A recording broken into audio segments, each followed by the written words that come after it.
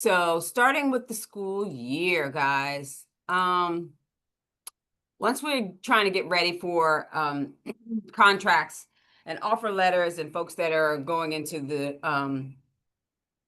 school year, we first want to kind of get a baseline understanding of the employment relationship. Now, for some of you who have been with us for a while, this kind of stuff is going to be reviewed, but we do have quite a few neophytes online with us today too. So we just really wanted to get a baseline understanding of the employment relationship, and then we go into like the contracts and that kind of thing.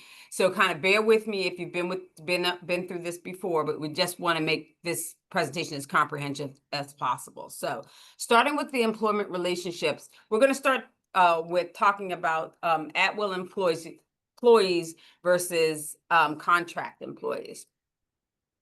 This is going to be like the basis of who we offer contracts to and who we don't offer contracts to. So your at-will employees, these are also your non-contracted employees, are the folks that you see the job titles that are listed there. But in essence, your at-will employment either party can end the relationship at any time. So for your nurses, cafeteria positions, that kind of thing, we're considering them at-will employees. They can be exempt or non-exempt, and they are paid when they work, right? So if they work 5 weeks, they are paid every week, for 5 weeks. There's no deferral, there's no payment of wages over a certain period of time. We use offer letters for our at-will employees. Okay.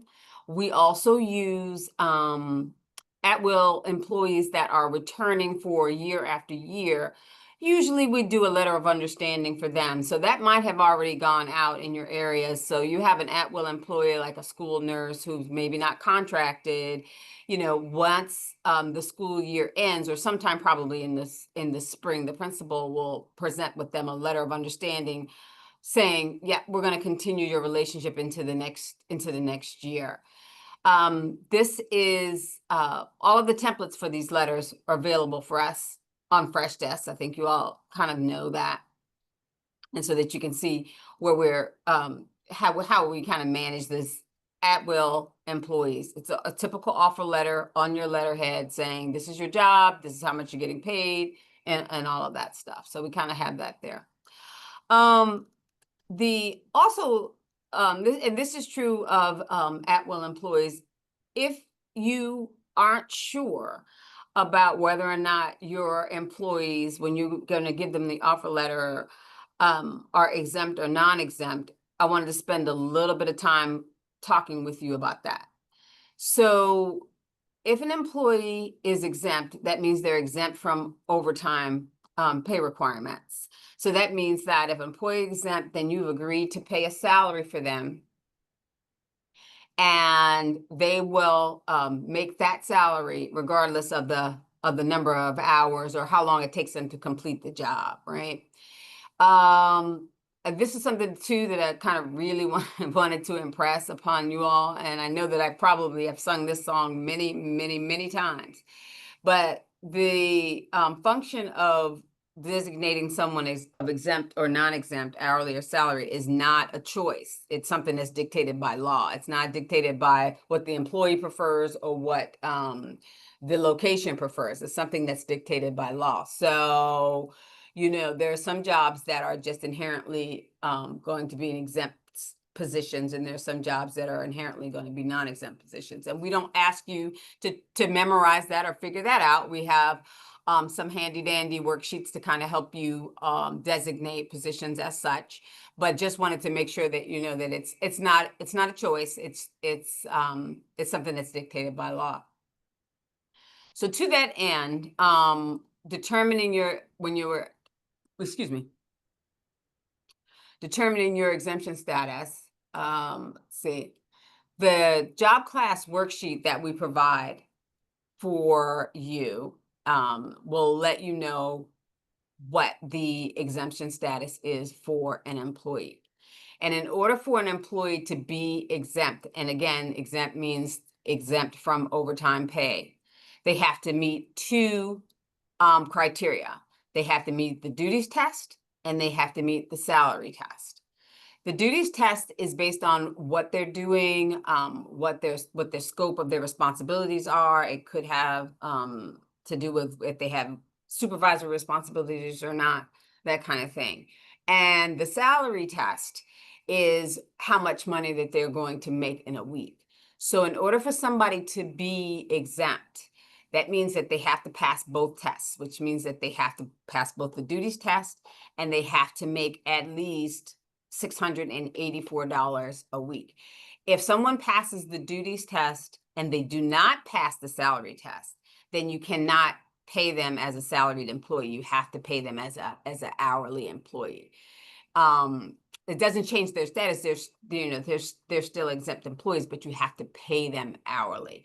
So I know that can be kind of a challenging concept to digest, but never fear.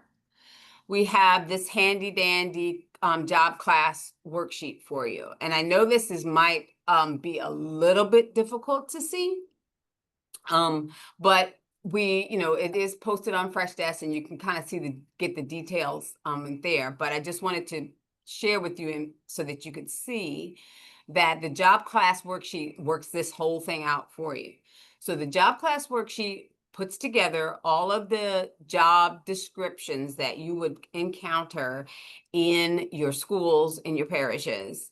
And it tells you exactly where they fit on the exempt scale, whether or not they're exempt or non-exempt. It tells you whether it's a contract position. It tells you if they're going to be paid salary or paid by the hour. And if they are paid by the hour, it also shares what the minimum salary is going to be. So let's just go ahead and to the extent that you can see this, let's just go for your assistant principal. So we have assistant principal. If you can see there, it's going to be a contracted position. It is an exempt position, also salaried. And the requirement here is that they make $684 at least a week in order to pay them on a salary basis. So if you have, let's see, Let's see. All right. So if you have an assistant principal, then you can just go to your job class worksheet, look up assistant principal, and right there will tell you all of the requirements and the things that you need to know in terms of their contract, in terms of their offer letter, and that type of thing. So we tried to make this super comprehensive and include all the positions that we have so far. Okay. So that's there, that's available for you, and it covers we're constantly updating it, but it does pretty much cover all of the positions in the schools and the parishes there. All right. I want to make a little bit of a note about our substitute teachers, because kind of depending on how they function in your location will determine how you're going to pay them. So, we have substitutes that come in and out and like pop in for a day or a couple of days to work with students.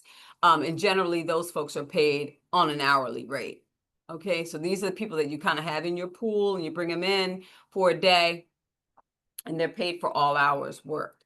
So that's one way that we work with substitute teachers. However, if you have long-term substitutes, and I think more of us, that's happening more and more. It happens also quite frequently once we get toward the second half of the year. Someone like a teacher may be out unexpectedly or something like that, and the principal may have to cover that person's class, and we know that's going to be kind of a long-term situation.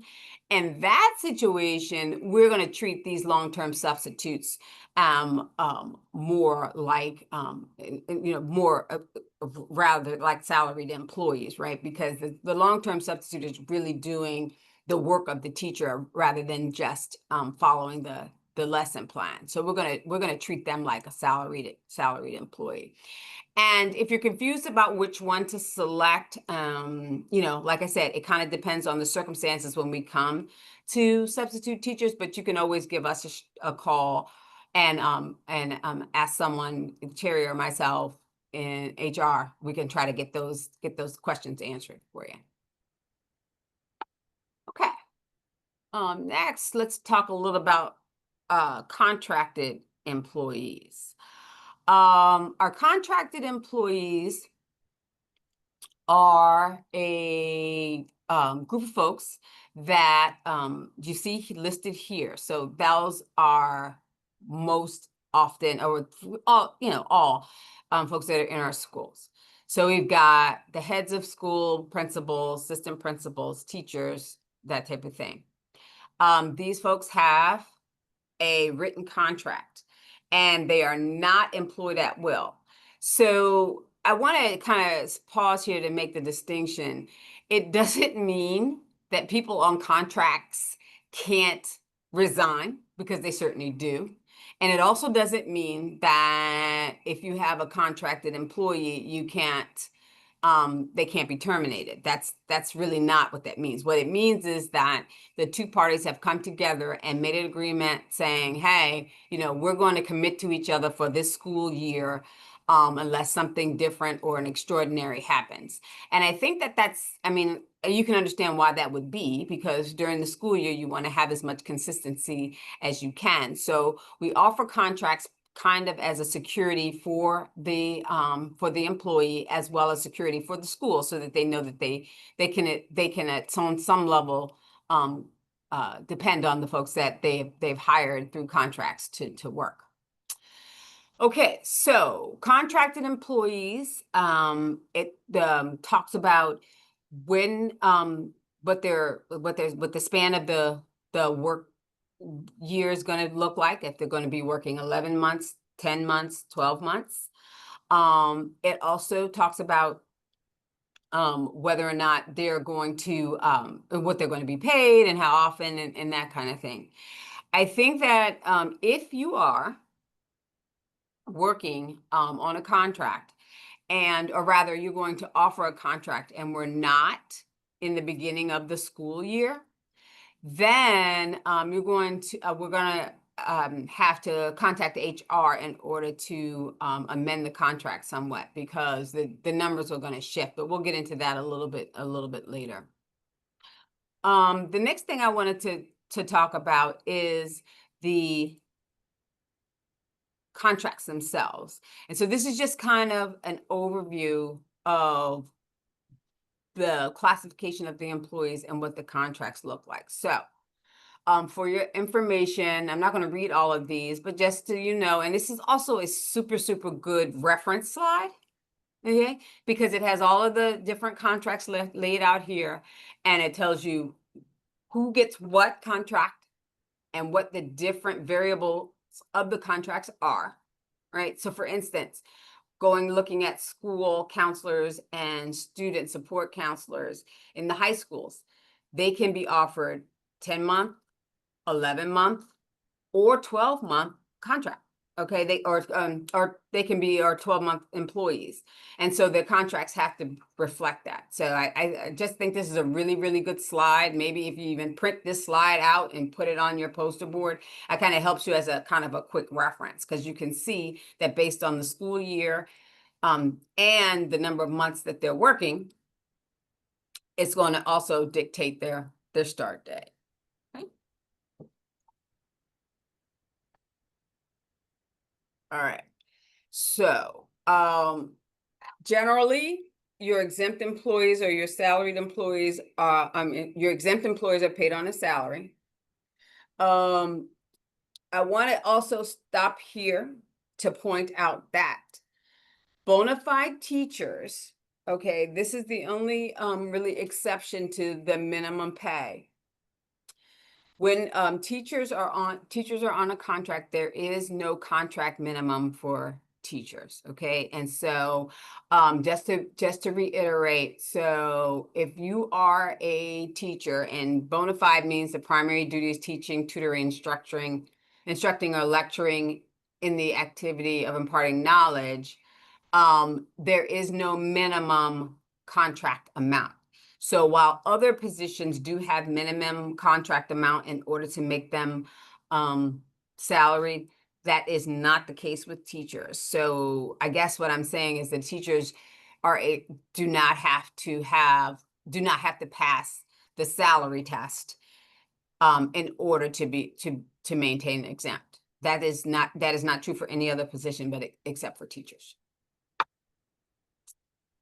And that is noted on the job class worksheet. So it's not as if it's something that you kind of have to keep in mind or remember, because that's on the sheet. All right.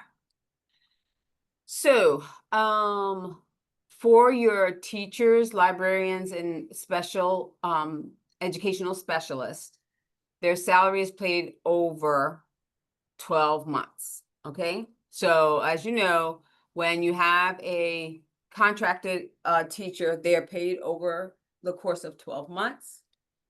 They are not required to work on holidays.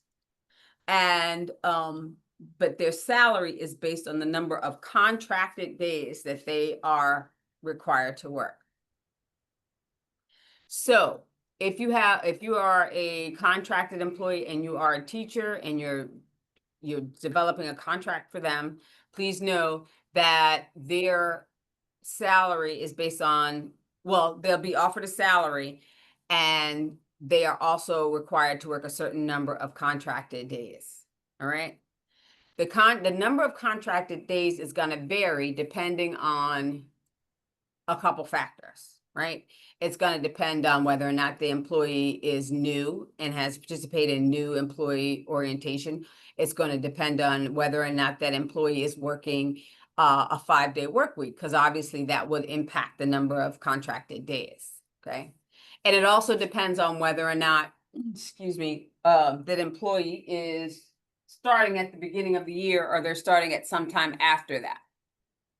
So just as a point of illustration, I wanted to show you on the next slide the way that we do contracts and the way that we identify the daily rate for employees that are working on contracts. I think this kind of demonstration will be helpful to you, and also be helpful to you when we talk about, or in this discussion about, contract reconciliation and that type of thing. But before we kind of go any further into the presentation, like I said, I wanted to be super mindful of everybody's time, but I do also want to have an opportunity for people to ask questions. So this is we're kind of halfway through the presentation. The rest of the presentation is going to be a lot of new things. So I wanted to stop here and to make sure that everybody kind of had a good feeling about what we've talked about so far, and to answer any questions that we've had so far that that might be in the chat. So that being said, I am going to ask that if you are if you have questions, you can do that. And if you've added them to the chat, I'm going to open that up now and ask those out loud. So let's see what we got here. We can kind of go through that. Okay, hold on a second.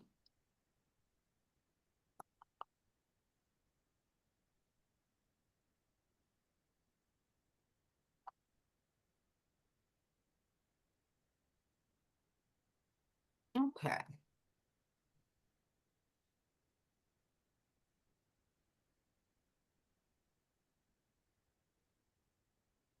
All right. Let's see. All right. So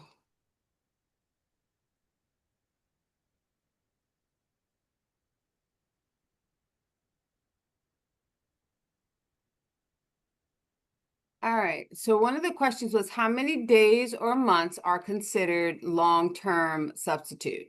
So that's a good question. I think on whole, we consider about 3 months.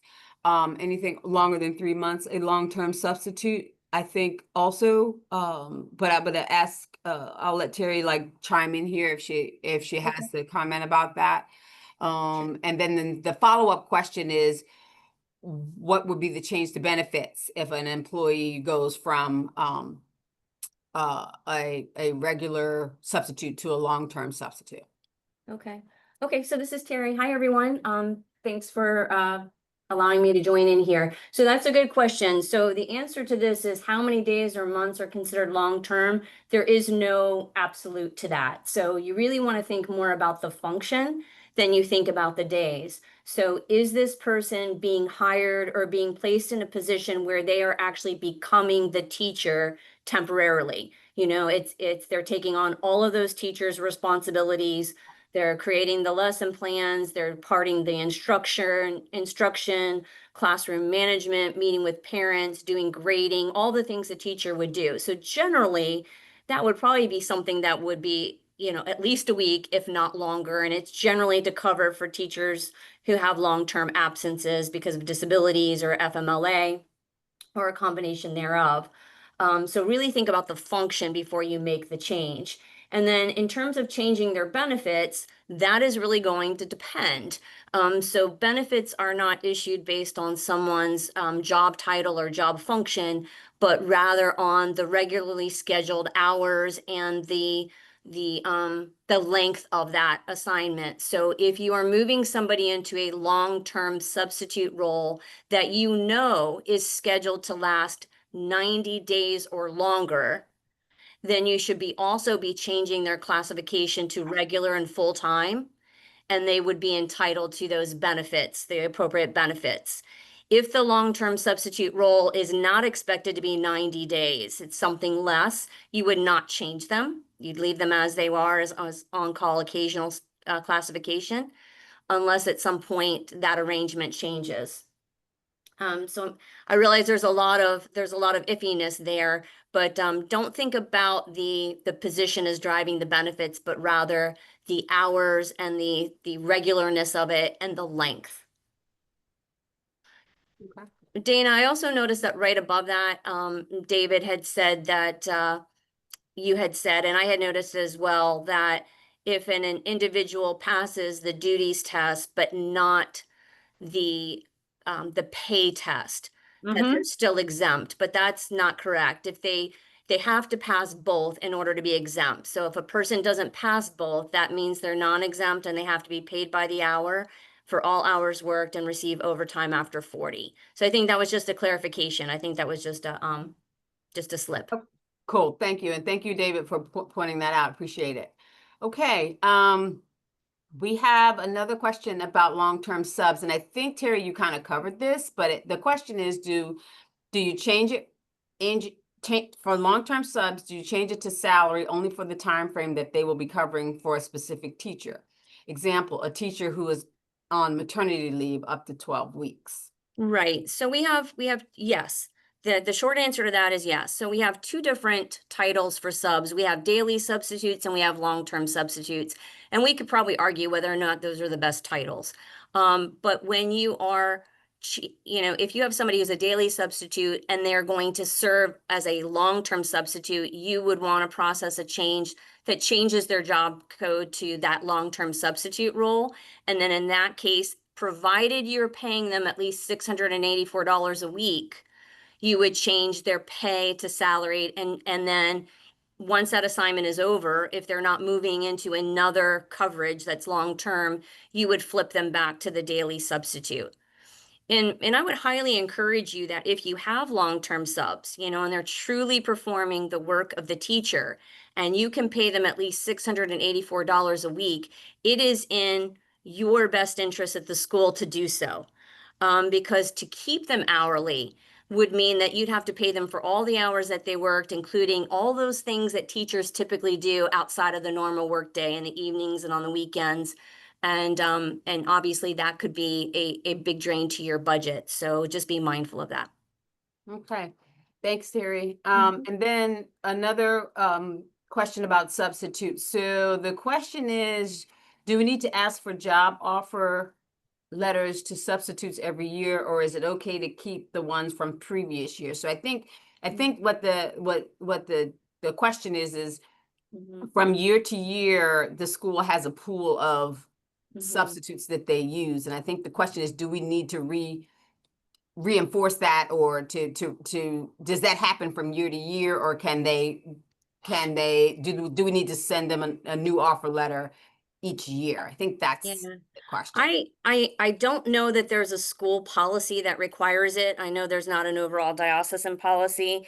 And to me, I think my personal opinion is that it would not be necessary to give those letters of understanding to your substitute pool unless something is changing.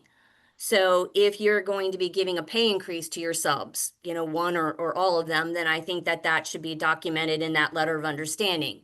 But if everything is just continuing as it normally is, I think that might be the one group where it's not necessary. That's my personal opinion. Again, I'm not aware that there's a policy that would require it otherwise. But your school might choose to do so, and that would be perfectly fine as well. Okay. And then the last one, unless I missed one up at the top, it's, can non-school employees be given an option to work 10, 11-month schedule? So I think the question is, can an employee that's Yeah. In a parish. in a parish been given to, Mhm. to work a 10 or 11-month schedule? I mean, I would say yes. There's not anything that prevents that in our policy or prevents it by law. It's more typical in a school setting because of the nature of the work and those positions, but it could certainly be done in a parish as well, or even in the central administrative office. I think you just have to think about, like, why are you doing that? Are you doing that for the employee's benefit, or are you doing it because it also provides a benefit to your parish? It should provide a benefit both ways. Okay. All right. All right. Thank you, Terry. Appreciate Sure. that. We're Thank you. gonna we'll keep on keeping on with our conversation about contracts and teachers.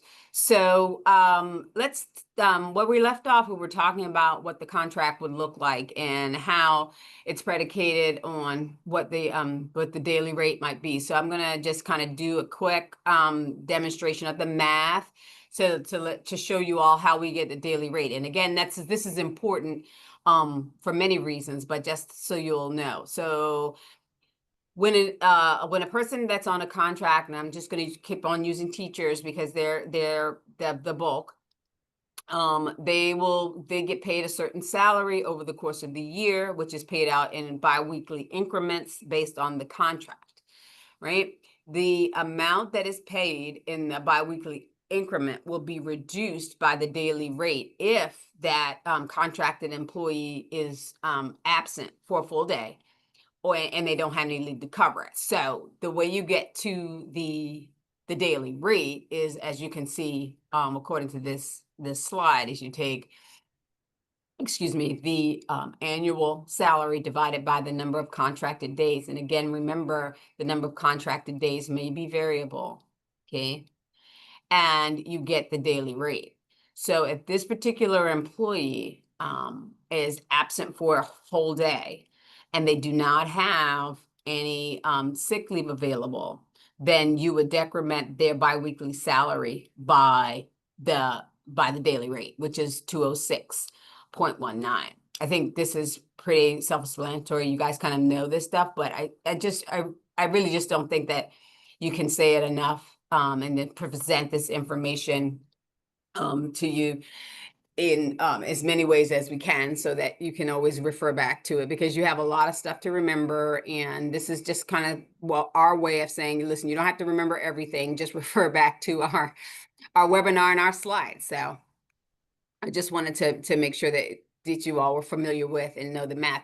Also, I just wanted to point out too that when I addressed the new teachers during new teacher orientation in the summer, I go over this as with them as well. We do the math on the contracts and the daily rate, and also the way that we provide the biweekly pay, so that the teachers also are educated on how they're paid and what their salary, would be, in that kind of thing. So I just wanted to let you all know that while we're, going over this with you, I'm also coming from the other end and trying to make sure that the teachers are also aware of how this works.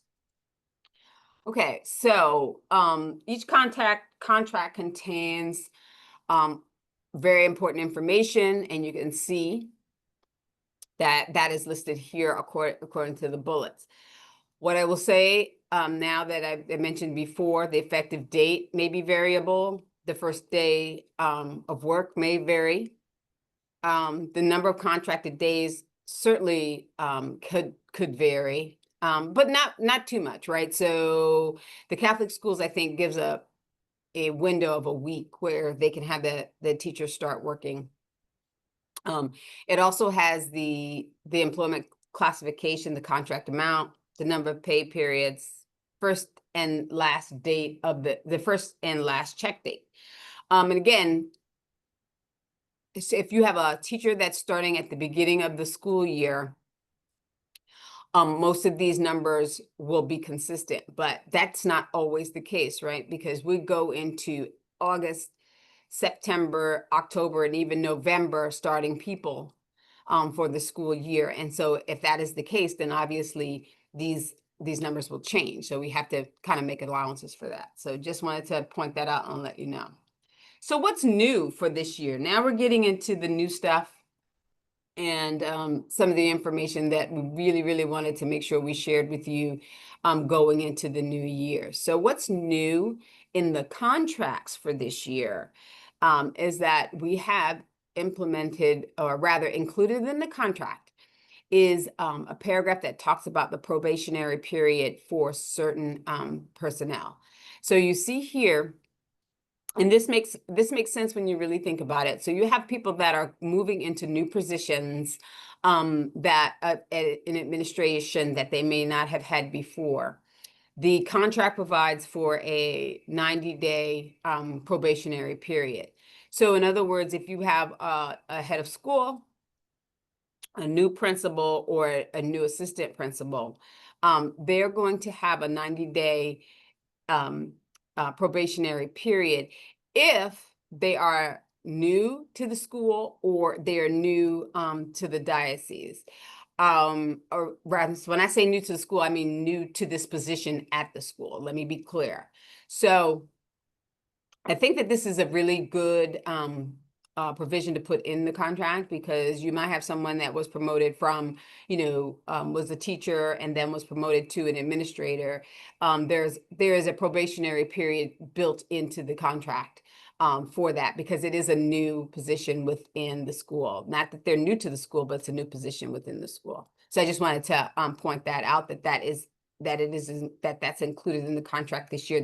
That was not in the contract last year. Right? A couple other things that are changing, that the number of professional development days for this year are going from 12 to 13. That's not a biggie, just letting you know. And then the other thing is the catechist certification requirement. So I think it's on the second page. I think it's paragraph 6. Because I've been through it a couple times, so I made the change, that the catechist requirement is different depending on, obviously you guys know this, different depending on the position that they hold within the school.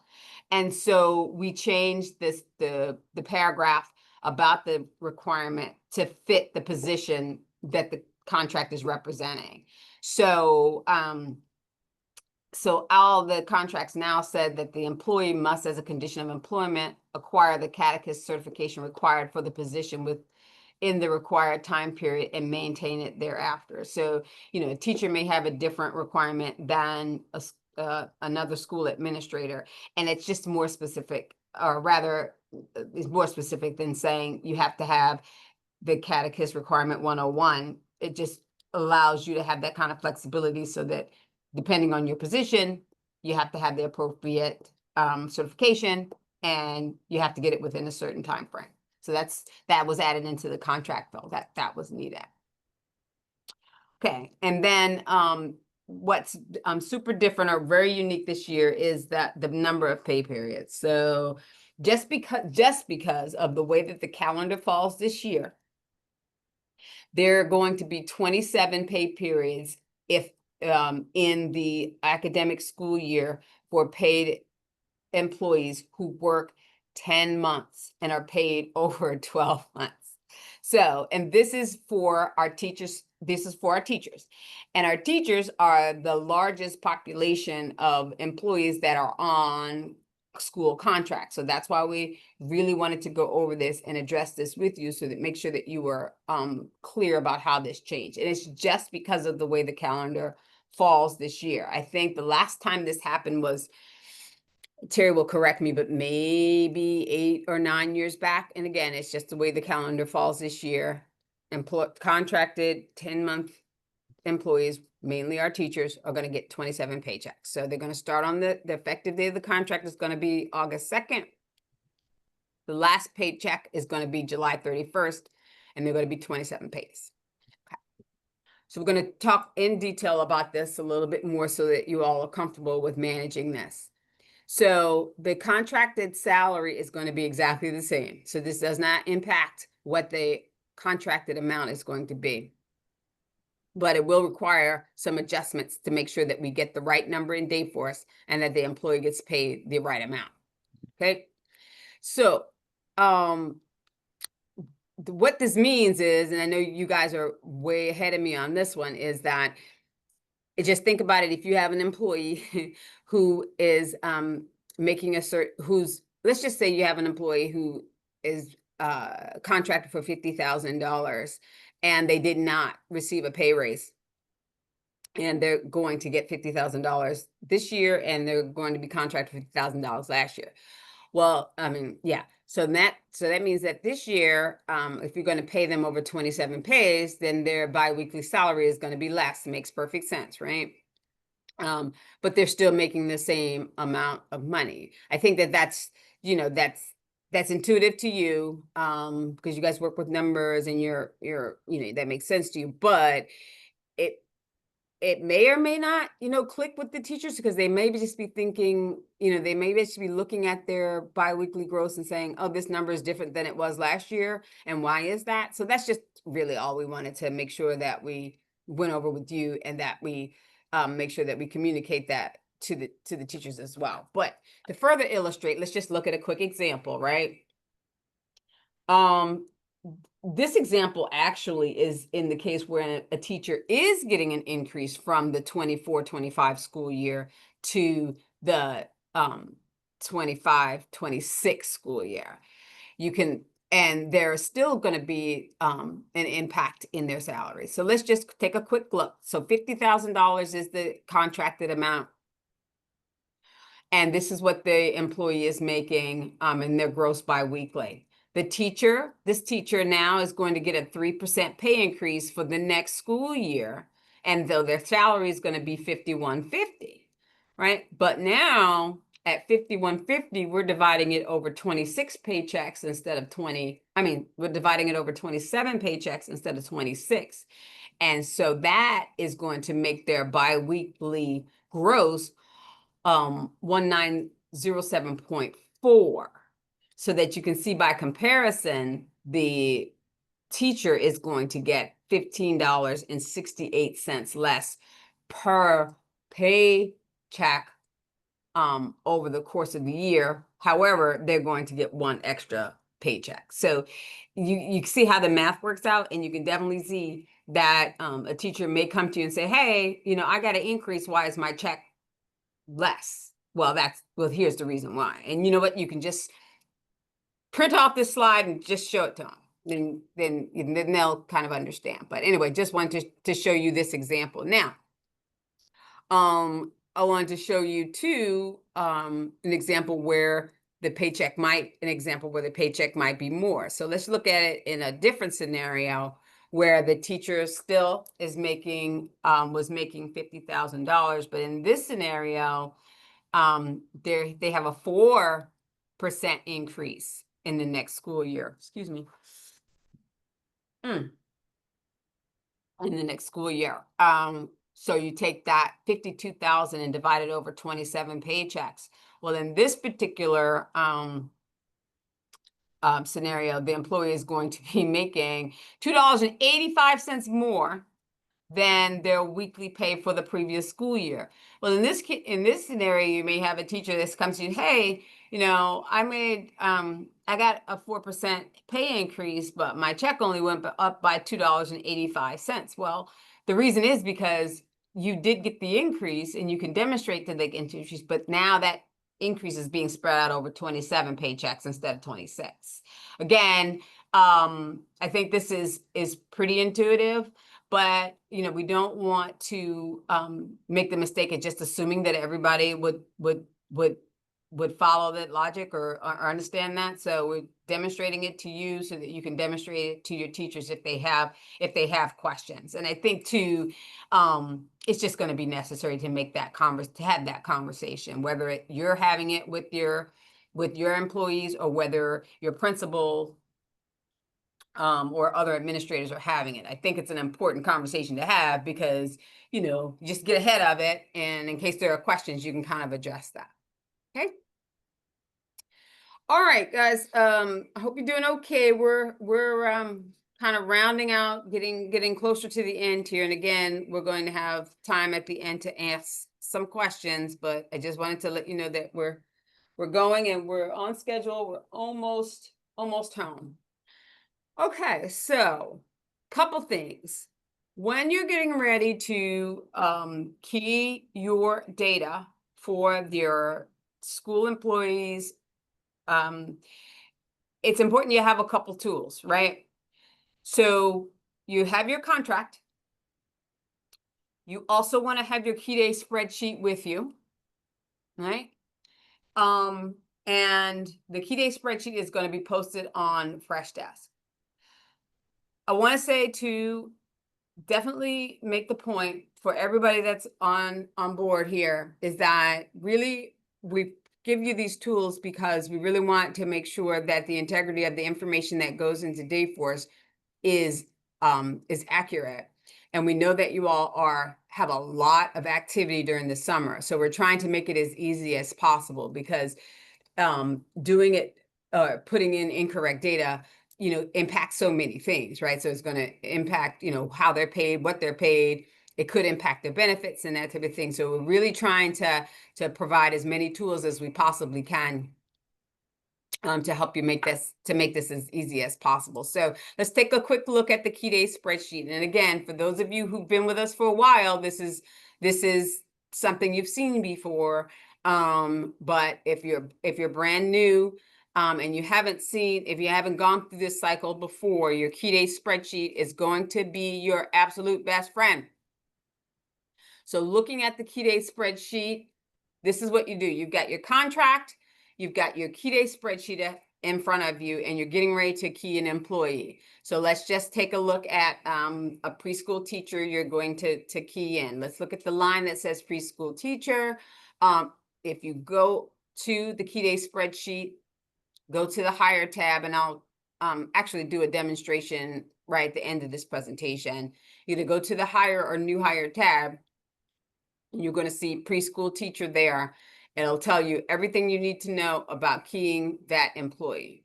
So for that employee, we know that employee is going to be salaried. We know that employee is going to start on August 2nd. That is also the number that should be on the contract. And if it is not, then you need to probably do some more research. But please know that that's the starting date that should be on the contract. That's important.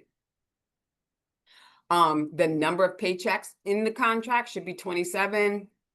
And you should know that they're going to get paid. Their first paycheck is going to be on August 1st. Okay. Also, you see the information about the last paycheck, when their benefits become effective, and when they have to submit the paperwork. And it also gives you information about when is your absolute last day to key this information into Ceridian, key it into Ceridian Dayforce. So we hope that by providing this key day spreadsheet that you can just go right down the line and see what you're supposed to do and what you're supposed to key. Also, if the information that you have on your contract contradicts what's on the key day spreadsheet, please stop at that point and do some research and find out why that is. And if there was like a technical, some kind of an error, maybe on the contract, because I know that you all have to do, quality control with these things. So I think that that's important that we add that on there. Okay? And like I said, we're going to go through a couple demonstrations of the key day spreadsheet because I want to get into this a little bit more because I think it's important to see. All right.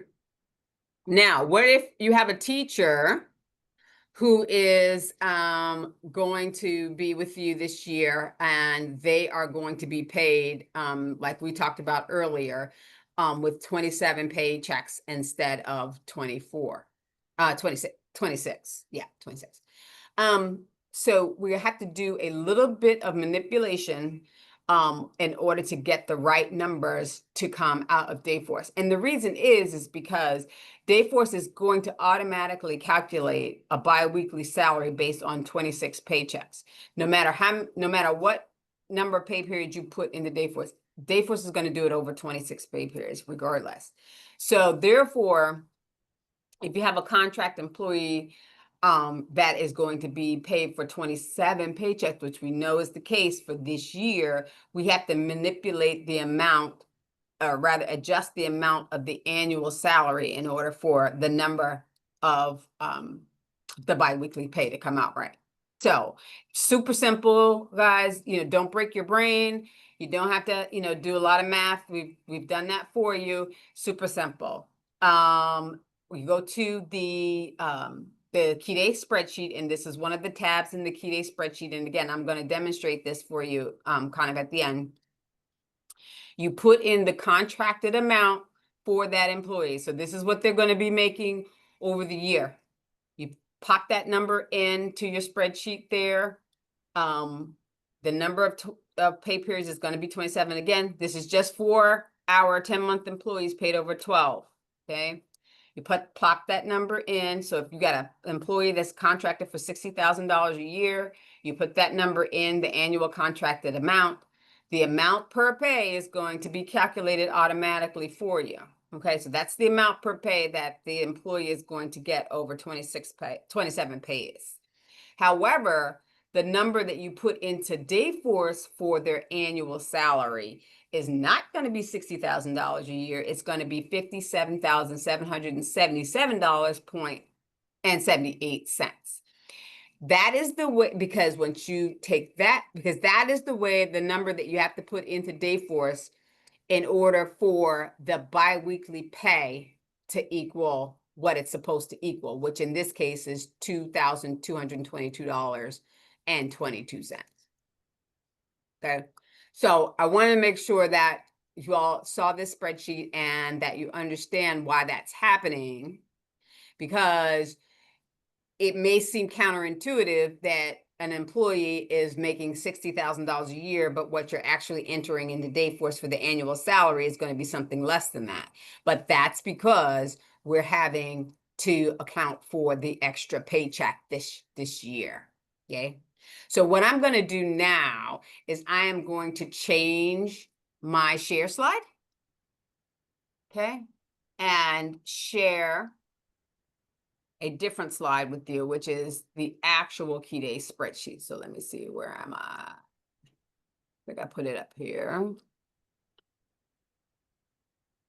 Yep. Okay. So here is the actual key day spreadsheet. I'm gonna put this over here.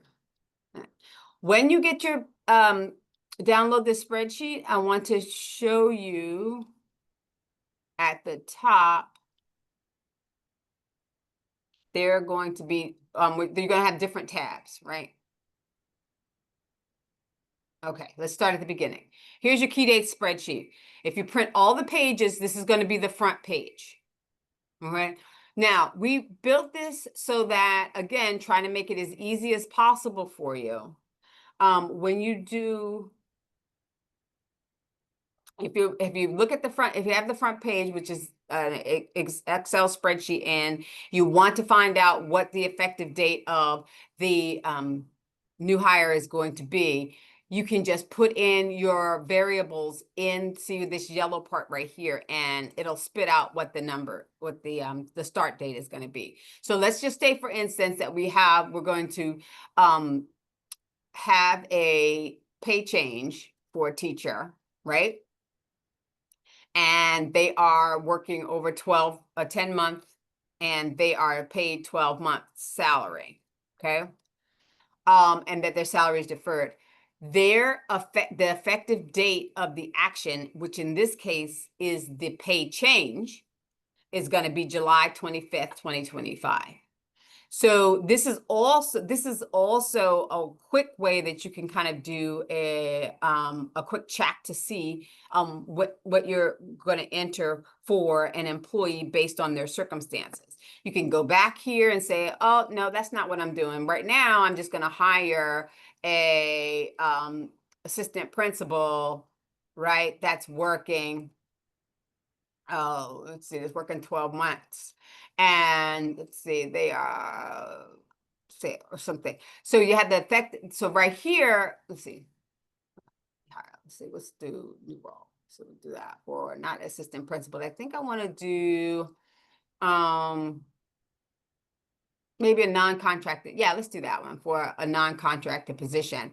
What you will see here is that whether they're going to be working 10 months or 12 months, you see NA down here, the non-contract position means that that person can start at any time. There's no, whatever is on the start date is going to be the date that that they can start, that they can start. So it's not anything that's necessarily something that, you have to pay attention to. And that, of course, is in the Key Day spreadsheet. So let's move on to the other tabs.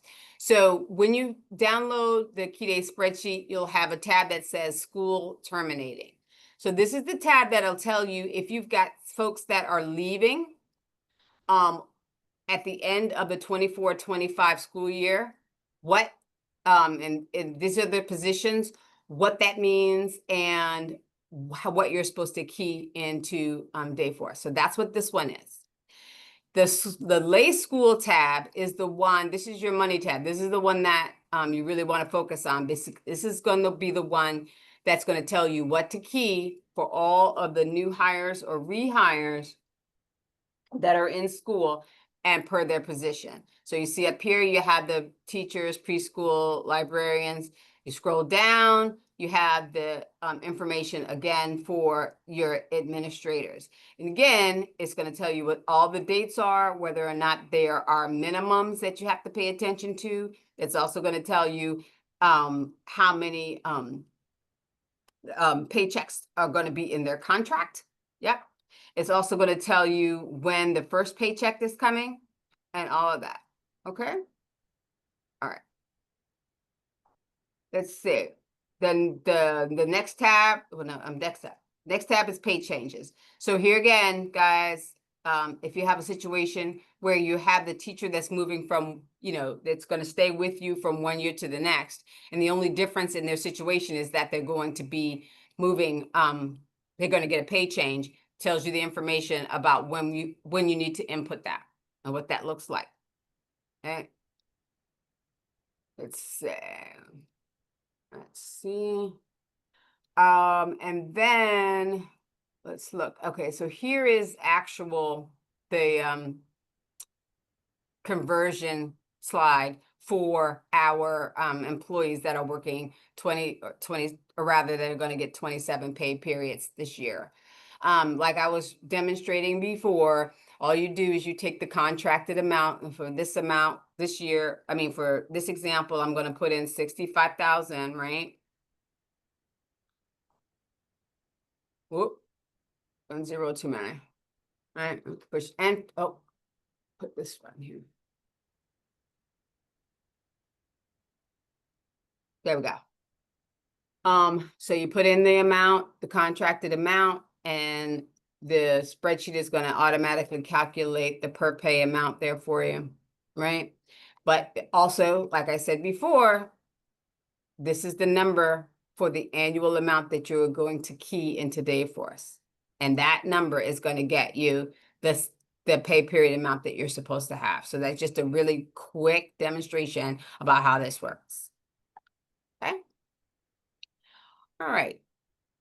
So there is a few more things that I wanted to share with you. And then we're gonna round this thing up. So I'm gonna go back to sharing my PowerPoint presentation here. All right. So this is important. Please let us know if your school is hiring an employee who is currently working somewhere else in the diocese, or if you're aware of an employee that is leaving your work location to go work somewhere else in the diocese. And the reason for that is that we'll have to hear an HR coordinate that transfer and help you coordinate that transfer, because there's going to be implications both in benefits and in payroll for that employee and for you. And so we want to be able to coordinate that at this level, at that macro level, and then show you and then direct you on when you're supposed to do the keying in order to avoid maybe a termination of a premature termination of their benefits or something like that. So please let us know if you're either receiving a transfer employee, rather receiving an employee from another diocese, or if you know you're sending an employee from your location to another diocese. Please let us know, and so that we can coordinate that. It takes some coordination, so we really do appreciate you letting us know that. Okay. What's next? Okay, so that is our presentation for today. Look at me, they got that done in about an hour. I hope that this was helpful to you, and I hope that it kind of will be helpful to others. We're going, like I said, we're going to post this on Freshdesk. We'll have the audio will be there, as well as the questions that were asked will also be there. So we've got a bunch of questions in the chat, which I'm glad of, because I hope that we are be able to kind of get through them, and I think it's going to be helpful. So let's go ahead and start to delve into a couple of those. Hey, Dana, would you like me to do that? Because I've been kind of reading them as you've been going along. Yeah, I appreciate that. That'd be great. Okay. All right. So the first question is, Victoria mentions that she believes that all of her contracts have the same number of days, no matter when the teacher is contracted. And I'll just pause right there and say that's really concerning, because that really shouldn't be the case. It would be natural that all of your full-time teachers, those who work 5 days a week and start, the school year on the same exact date, would have the same number. But certainly anybody who works less than 5 days a week, or if they're brand new hire and they're going to be required to work some additional days in advance of the normal start, like for new teacher orientation or things of that nature, then their contract should have a different number of days. And the way to calculate that is not really very fun, to be honest with you, because it really is a matter of looking at the school calendar and ticking off the number of days that you would expect that teacher to be in school, either teaching or participating in professional development. And the only way that you can do that is through a calendar, because everybody's school calendar is a little bit different. Over the past few years, there's been some flexibility given to each school to have different start dates and stop dates. And so it's not really something that we can do for you. But that is exactly how you would do it. Now, if you have somebody who's working part-time, 4 hours a day, but still 5 days a week, you're still counting days, not hours. So that would still be a day, whether it's 4 hours or 8 hours.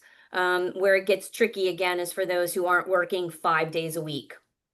And the same happens if you hire somebody mid-year. We have to go back to the calendar and say, okay, for this person, for that school year, for them, what would be the number of contracted days? The next question was, so for contract reconciliation, we will use 27 pay periods, not 26. So I would say, yes, that is correct for those individuals who have contracts that say they're being paid over 27 pay periods. And so why could that possibly be different? Is that if you hire teachers mid-year, then certainly their number of pay periods won't be 27. And if you had to do a contract reconciliation for them, the divisor would be something different. But in general, yes, we would be dividing by 27, but only for those individuals who are 10-month employees being paid over 12 months. And it would just be for this upcoming school year because next school year will not be the same. The next question, I think we already addressed that unfortunately, Dayforce does not understand or know when the number of pay periods is different than the norm. So Dayforce will always, always, always divide a salary by 26 to get the auto-generated biweekly salary. And so whenever we have somebody who is going to have something different than 26 pay, then we have to unfortunately adjust the amount that we enter into Dayforce, as Dana showed you in that spreadsheet. Many of you are used to this in other circumstances, like when you have late hires, we have to do something similar. And actually, we could use that same spreadsheet even in those instances. We just change the number of pay periods to get the adjusted amount. And it's unfortunate in that case that means that you do have a contract that is going to have one amount and is going to look different in Dayforce. And we understand that certainly can be confusing, not just to you, but to employees who are looking at their profile. But unfortunately, that's really the only way we can do it, unless you wanted to make special adjustments every single payroll for every single one of those employees. And I don't think you want to do that. The new teacher effective date is August the 2nd. The date that we are using in Dayforce for existing teachers who are having just pay changes or classification changes is going to be July 25th. That'll be another situation where the contract date will say one thing and what you enter into Dayforce will say something different. And we're manipulating Dayforce to produce the results that will produce an accurate payroll with the least amount of manual manipulation. And I know Dana had the key date spreadsheet open, and I know she highlighted it, but I'm just going to reemphasize there are not only that additional worksheet included, but there are additional columns now to help remind you of certain things that you have to do as part of your payroll to make sure that it's accurate, especially as you go into the new school year. And I'm sure that there will be payroll bulletin reminders of those things as well, since it will not necessarily be intuitive, and it's certainly different than in years past. The key date spreadsheet actually has been posted to Freshdesk. And Jack kindly said they're in additional resources. Looks like they've been found, but if you ever have any challenges, certainly you can submit a ticket to payroll support as well. So David is saying the number of pay periods doesn't factor into contract reconciliation, rather the number of contracted days does. You know what, you're absolutely right. I don't have that contract reconciliation in front of me, but if you think about it, you put the contracted amount, the true contracted amount as stated on the contract, you divide by the number of contracted days to find out the value of a day. And then it multiplies the value of a day by the number of days that they physically worked or were eligible to receive pay. And that indicates what the amount they earned is. And then you compare it to what's already been paid. So you're right, the number of pay periods does not really go into a contract reconciliation for those who are leaving before the end of the school year. The number of pay periods is just a factor as you are calculating the annualized salary that needs to be entered into Dayforce for it to produce the correct pay. Do we have reconciliation instructions presentation on Freshdesk? I do not believe that we have done a presentation on contract reconciliations themselves, but that might be a good takeaway for something that we could do in the near future. We do have on the termination form, PAC form, which does have to be updated, by the way. That form is quite long because it does have a provision to help you do the reconciliation, so it walks you through the steps. But I don't disagree that possibly a webinar might be helpful in the future as well. And then lastly, we received a lot of inquiries for employment verifications. And as we can see with these adjustments, Dayforce, you're absolutely right. This is a good question. So when you get employment verifications, people who are buying new homes, they're seeking other employment, they're buying a car. It's normal that you, as the business manager or processor, would get an employment verification, and one of the things they're asking for is that person's pay, either by the hour, weekly, or annual. Every form is a little bit different. It is good to caution, I think that's wise, that if you look directly in Dayforce and you pick up the value from there for one of your 10-month employees, that value could be, and certainly this year will be different than what the true contract is. So I think it's good for you to refer back to the contract itself or the personnel file and not rely solely on Dayforce for that information. The question here is there another place where you could put the actual amount so you wouldn't have to pull the contract itself or the file? And I'd have to say that right now I'm not aware that there is, but that's certainly something that we could look at. And if we find a user field that's not being used, that would be helpful, we'll certainly report back to you. But as of today, that answer is no. I think with that, we've answered all the questions, and just I know that we've already occupied an hour and 10 minutes of your time. So appreciate for all of you who stayed on and were attentive, and we'll let you go now, and this recording will then be available to you shortly. We'll make that announcement when that happens. And if there were some questions that you failed to ask, wish you would have asked, feel free to reach out to us directly. Probably through the Freshdesk payroll support portal would be best. And if payroll can't answer, then certainly they'll refer it to me or Dana or someone else in benefits, and we'll make sure that we get back to you. And I hope you all have a really awesome week.